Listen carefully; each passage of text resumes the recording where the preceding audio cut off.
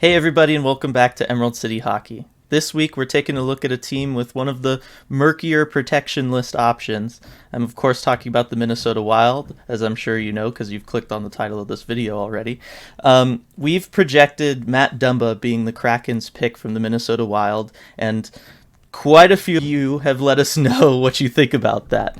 So this week we're going to kind of take this video to explain why we have Matt Dumba as the pick, even though maybe we don't 100% believe he's going to actually be the pick come July.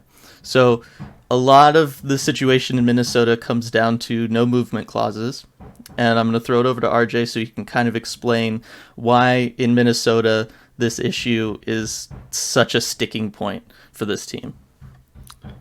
Right. The Wild situation is unique and interesting because they have a league-high 5 no-move clauses. So, quick refresher on the expansion draft rules. If a player has a no-move clause, that means he must be protected in the expansion draft.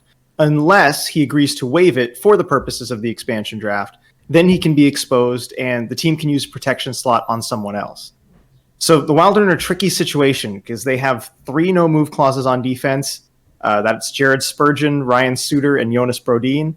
And they also have 2 at forward, Zach Parise and Matt Zuccarello. So if they don't ask any of those players to waive their no-move clauses, the Wild are in a position to lose a very good player in the expansion draft or beforehand. So they could go with the 7 forwards, 3D, 1 goalie protection option and protect all their key forwards, but that would, of course, leave very good defenseman Matt Dumba exposed. Or they could choose the 8 skaters, 1 goalie protection option and protect Dumba, but that would leave winger Jordan Greenway exposed, which may be almost as bad. Greenway's 24-year-old, 6'6" forward who looks like he's really coming into his own this season and can dominate the game at times with his size and skill. Now, the Wild could always try and trade Dumba or Greenway before the expansion draft and get some kind of return. But of course, that's not ideal as you're kind of dealing from a position of weakness there. So the best option for the Wild and their GM Bill Guerin is to try and get one of those players to waive his no-move clause. But which one? Looking at the defense, Jared Spurgeon is their captain and Jonas Brodin's their ice time leader. Those guys have no move clauses, but they were going to be protected anyway. The real question on defense is Ryan Suter. He's 36 and he's got another 4 years on his deal at over $7.5 million per. But he's still playing quite well. He's on that first D pair with Spurgeon, and from a cap perspective, the Kraken probably shy away from that contract. But given how useful of a player Suter still is, does he really want to take that risk that the Kraken, might see value in him, either for themselves or as a trade asset? It's hard to say. But with Suter waiving his no-move clause, that would be the ideal situation for the Wild.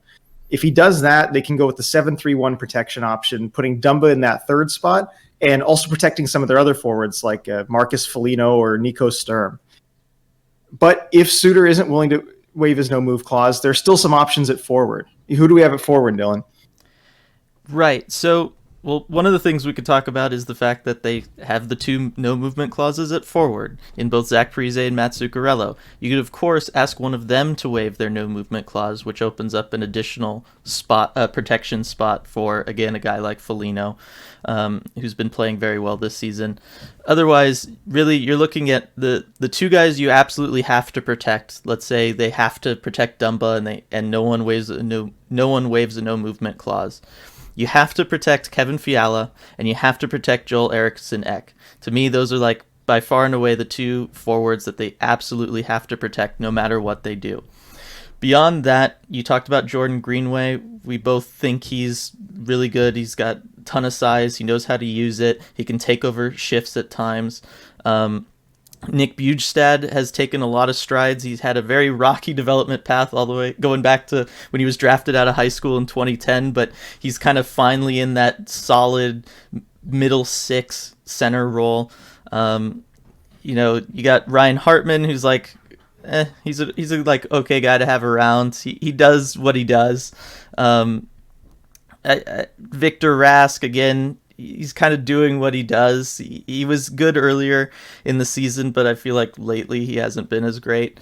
So yeah, I think you kind of nailed it with Marcus Foligno and Nico Sturm as the kind of 2 forwards that round out that group of 7.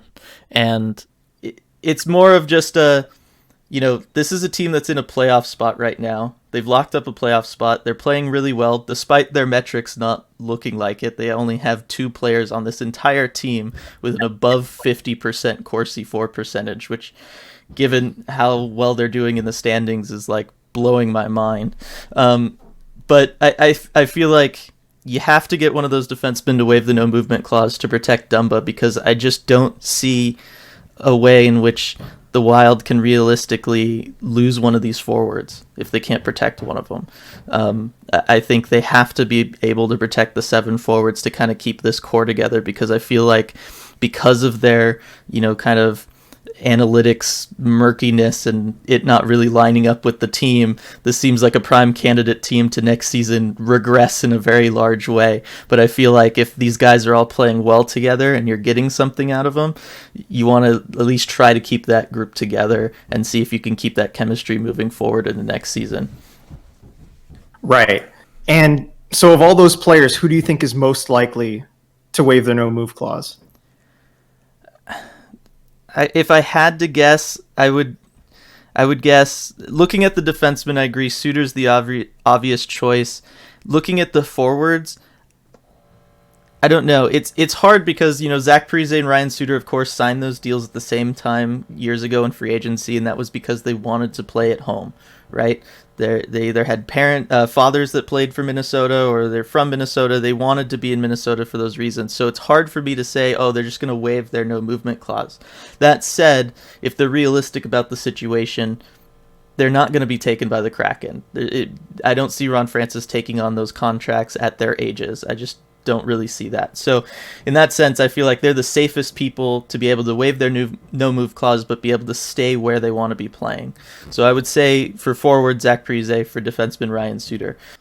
Right. And we should mention that this is all still guesswork on our part. There has been no news on whether they've been asked. Actually, in fact, we know they haven't been asked. It's been reported that the Wild are kind of shelving those conversations until after the season. They're in a playoff spot. They're looking to go on a playoff run. They want to focus on that. They don't want these players distracted by any kind of talk of expansion draft, no movement clause. They're going to cross that bridge when they come to it, and that's been reported. So we know that there has been no action as far as them being asked to waive their no move clause. So going to the projected roster, until that happens, we have to assume that it won't. So that's why Matt Dumba is our pick. And I know we've got a lot of comments about that, but we can't just assume that these no move clauses are going to be waived, until we get the news that it's being reported that they will be. Right. It's similar to the situation in Colorado, where until we had kind of that first report about Eric Johnson waiving his no move clause, Devin Tays was our pick from Colorado because he was going to have to be exposed until Eric Johnson, kind of gave those first hints that he was open to waiving his no move clause. It's a very similar situation here. Now, RJ, let's say the ideal situation plays out for the Wild. They get, Suter to waive a no move clause. Maybe Parise also does it so they can protect an extra forward. You have an interesting idea on what the Kraken might want to do that's not anybody that we've talked about yet. Right. I think one place they could look is in goal. I like Cam Talbot as a goalie. The Wild are very likely to protect Kaapo Kakkonen, as he's kind of the younger end of that goalie tandem. But if for whatever reason the Kraken maybe can't get Jake Allen out of Montreal, or they accept a side deal or something like that, I think Cam Talbot should be another option for the veteran end of that goalie tandem. I like Talbot's style of goaltending. He's really calm in the crease. He hardly ever moves out of position. He's really efficient in his movements. It kind of just looks effortless.